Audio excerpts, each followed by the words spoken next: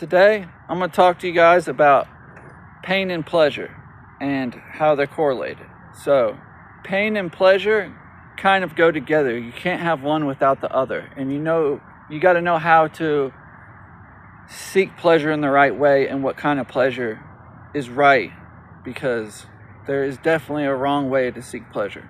So, pleasure and pain, when they are balanced, you are balanced, and that's called homeostasis. Like, you're normal and everything's leveled out.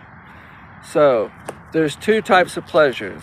There's one pleasure I like to call like comfort pleasure, which is basically like anything you can get addicted to, or what your little addiction is and shit like that. What makes you comfortable, like what you want to get right now to make you comfort. And that can be anything from the TV to your phone to porn to heroin. I mean, fuck, it could be a billion different things. Whatever your little addiction, comfort, pleasure is. And when you seek that and it gives you pleasure, your pleasure rises, but so does your pain over here where you don't see it.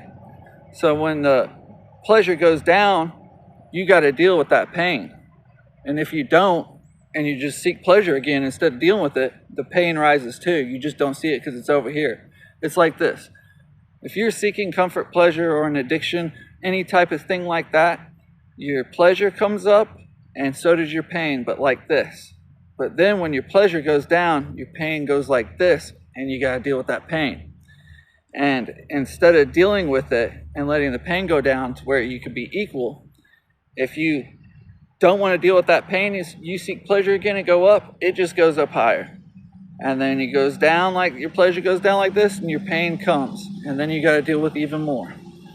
So I just want to tell you guys a few healthy pleasures you can get, but most of the healthy pleasures are stuff that you got to work for. Like, it's stuff that sometimes you don't want to do, but you know will make you feel good, like journaling or hiking or camping or building something or writing, reading, anything like that. It's like you got to work for it, but you get the pleasure afterwards, not during it. Sometimes you get it during it, but it is different, completely different. That type of pleasure is okay. That type of pleasure is a healthy pleasure, to where your pain won't rise and you got to deal with pain afterwards after you're done dealing with the pleasures of those healthy pleasures.